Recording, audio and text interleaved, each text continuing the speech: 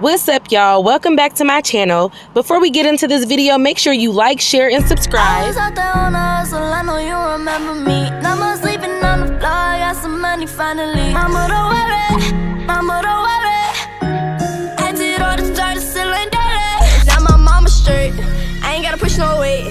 I came from the dirt, now I'm living great. Said I wasn't gonna make it, look how hard they hate it. Never had a... Hey, I know you don't smoke weed. I know this. But I'm gonna get you high today. Cause it's Friday, you ain't got no job, and you ain't got shit to do.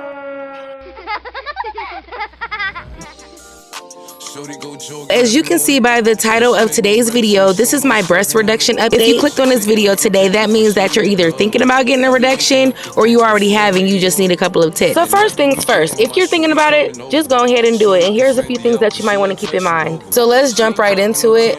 So we're going to go back to the day that I went to the hospital. My appointment was set for 8 o'clock in the morning, or at least that's when I had to be there.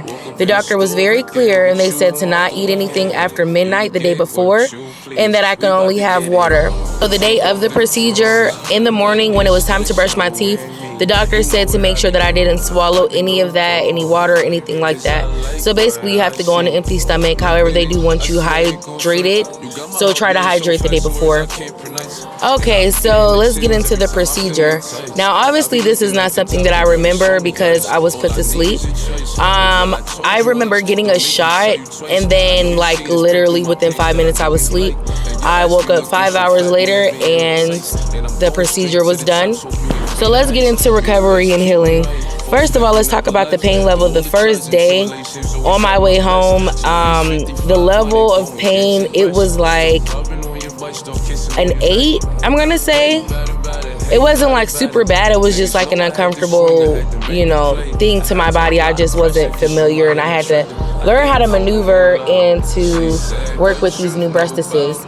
So let's get into later that night. I did not take it easy. I'm not going to lie. I'm the kind of person that kind of overdoes it, just period. If the doctor is telling me to sit down, I'm going to stand up, and I just don't listen, and I'm hard-headed. I'm working on it. But yeah, so that night, I actually went to my sister's house because I just didn't want to go right to the bed and just be stuck in the bed for the next few weeks. And it was just like, I don't know. So that was the first mistake. You definitely should go and just rest the first day after, and maybe you'll heal a little bit faster. But I think that I definitely prolonged my healing process with kind of going back to my old lifestyle, which was doing what I wanted, whenever I wanted, not trying to take it easy, over excessively working. I believe I had a few drinks. The pain level was just too much. I did get prescribed pain medication, but I'm not too, I don't really like taking pain meds. I will take a Tylenol, but unfortunately I was prescribed something a little stronger, and I just wasn't really comfortable with that. And that's another part of the story that we're going to get into. Getting prepared for bedtime that night was a little complicated. I'm not used to sleeping on my back, and you have to sleep on your back as you are healing in this process. Now, day 2, that's when everything really hit me. My body was so sore. I literally cried. There were times in the middle of the night where I would have to use the bathroom, and me not wanting to disturb my partner, that was just something that it just took a very big toll on me. Not being able to do things myself, not being able to stand up myself, not being able to wipe myself, not being able to take my own shower, and, just things like that. So day 2 was definitely emotional. I did cry. Day 3, it kind of was like day 2, just, I guess, not as bad, because now at this point, I felt the pain, so I kind of knew what to expect, but it did hurt. Week 1, it was the hardest week, and I'm not gonna lie. Week 1, I just wanted it to be over. It was a lot of swellingness, it was a lot of bruising and things like that. Week 2, I kind of started to feel a little better.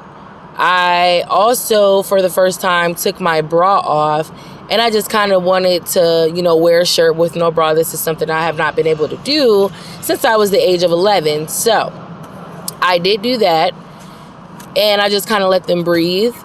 However, it seems like that kind of had an effect on me as well, because they started to feel heavy. Like it felt like, you know, it was a weight being pulled down because they were not supported. So as I stated, I had a little story time for the pain medication that I was prescribed. So on day 3, as I stated, it was like day 2. It was very painful.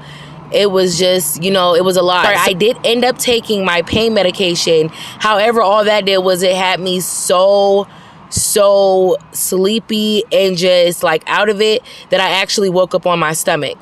So I was actually back to sleeping on my stomach within the first week of getting this procedure, which is not recommended at all. So that's all we have time for today. If there is something that I did not cover today, then leave a comment down below, and in my part 2 I'll be sure to include that.